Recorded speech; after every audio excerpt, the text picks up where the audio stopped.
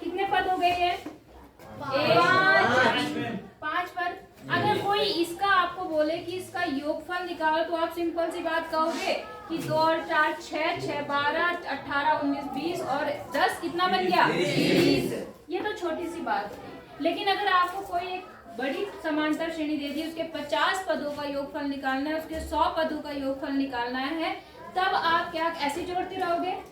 नहीं। तो ऐसे केस में आपको पता है हम फॉर्मूलों का यूज करते हैं, क्योंकि फॉर्मूले क्या करते हैं? हमारी कैलकुलेशन को आसान बना देते हैं। ठीक है, तो जैसे अभी तक आपने nवें पद के लिए फॉर्मूला देखा था, वैसे ही समांतर श्रेणी के n पदों का योगफल का फॉर्मूला होता है SN, मतलब सम ऑफ n टर्म, मतलब n पदों का योग बराबर n/2 2a plus n-1 into 3।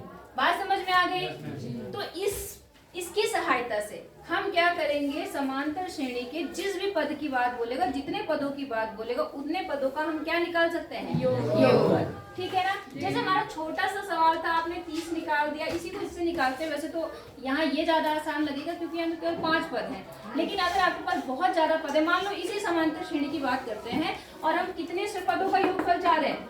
50 पदों का। क्या 50 पद आप लिख के उसका योगफल निकाल पाओगे?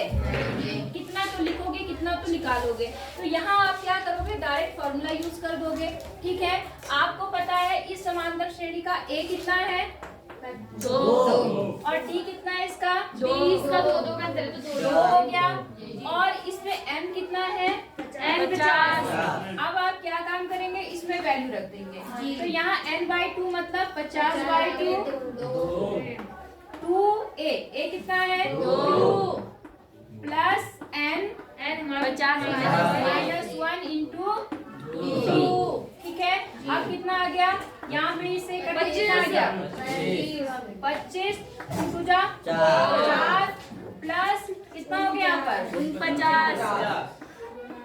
कोई दिक्कत यहाँ तक? नहीं। अब पहले आपको पता है ब्रैकेट सॉल्व करते हैं बोर्ड मास रूल से। पहले हम क्या करेंगे? यहाँ पे गुणा करेंगे। तो 49 को जब आप 2 से गुणा करोगे तो कितना आएगा? 98। तो यहाँ बन गया 25 4 प्लस 98 98।